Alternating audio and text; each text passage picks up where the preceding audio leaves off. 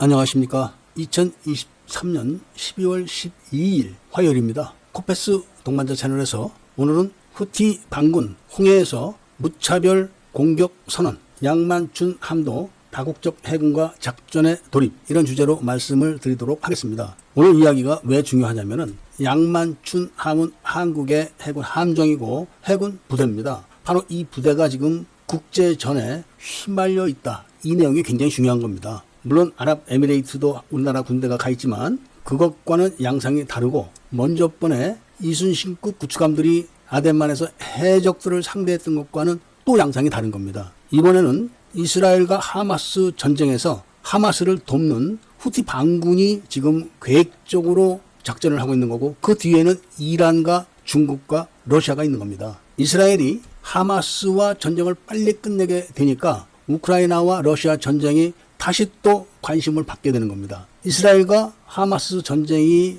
불붙었을 때는 우크라이나에 대한 지원이 조금 약해졌다는 것은 누구든지 다 감을 잡으셨을 겁니다. 그래서 그 와중에 북한의 포탄과 무기를 받아다가 반격을 시도까지 했었지만 성공은 하지 못했고, 우크라이나의 공격을 막는 데까지는 어느 정도 성공을 했던 거죠. 그런데 이스라엘이 하마스를 철저하게 공격을 해서 아예 말살을 시킬 지경까지 가버렸고, 곧 하마스의 존재가 사라지게 됩니다. 이렇게 되면은 러시아나 중국 입장에서는 미국을 견제할 카드를 또 하나 잃어버리게 되는 겁니다. 그렇기 때문에 이란을 움직여서 이란의 전투기를 제공하고 이란이 후티 반군을 지원하게 해서 확전을 시킬 의도를 갖고 있는데, 여기에 우리나라 양만춘 함이 휘말려서 문제가 생기게 되면은 참 안타깝게 되는 겁니다. 왜냐면은 지금 아덴만 쪽에 나가 있는 다국적 해군 중에서 우리나라 양만춘 함정이 가장 규모가 작습니다. 미국은 구축함이 바로 이지스 구축함이고,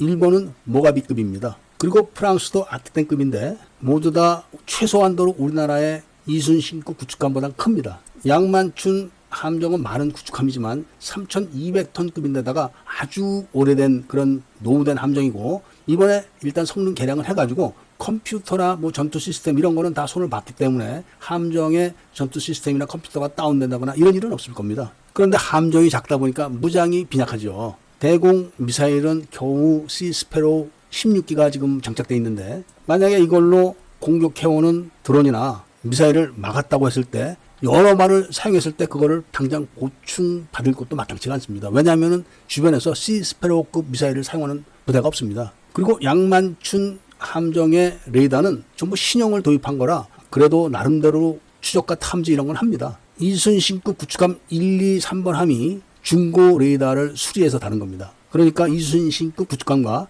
양만춘 함정의 레이더는 똑같습니다. 이번에 프랑스 호위함 랑그독 함에서 발사한 대공 미사일이 아스터 1호입니다. 하나 5. 이게 사거리가 30km 정도 됩니다. 시스페로가 19km 정도 나오니까 어지간한 거는 막을 겁니다. 그리고 팔랑스가 2문이 장착되어 있는데, 팔랑스 레이더는 함정 레이더와 별개로 자체적으로 작동을 하니까 잘 막을 겁니다. 왜냐하면 후티 반군이 정식으로 해군 함정이 작전하는 그런 게 아니라 육상에서 마구제비로 쏴대는 그런 미사일이기 때문에 그렇게 정교하지는 않을 겁니다. 어쨌든 그래도 이번에 또 노르웨이 상선이 그걸 맞은 겁니다. 인근에 미 해군의 이지스 구축함이 있었는데 이번에는 막아주질 못했습니다. 아마 근무자들의 근무 태도에 문제가 있었는지 아니면은 경계를 게을리 했는지 그거는 잘 모르지만 어쨌든 이번에는 막아주지 못했습니다. 지금 아덴만에서 홍해를 커버하고 있는 서방 해군 함정들 중에 우리나라 해군의 양만춘 함이 끼어있다. 이 자체만 해도 굉장히 훌륭한 겁니다.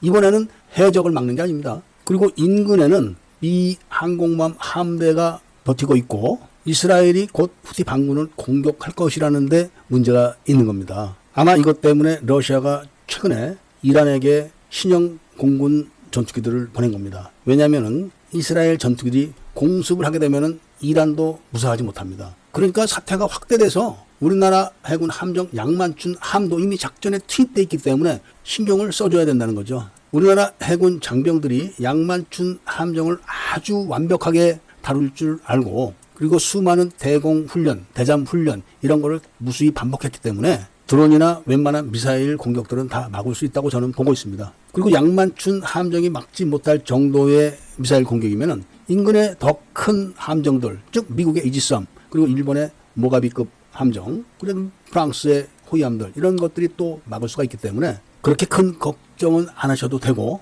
이번 작전을 잘 맞춰가지고 국위 선양에 한몫하기를 바라면서 오늘 이야기를 마치고자 합니다. 애국 시민분들과 밀매분들께서는 구독을 꼭 좀 해주시고 좋아요와 알림 설정을 부탁드리면서 이야기를 들어주신 데 대해서 감사드립니다.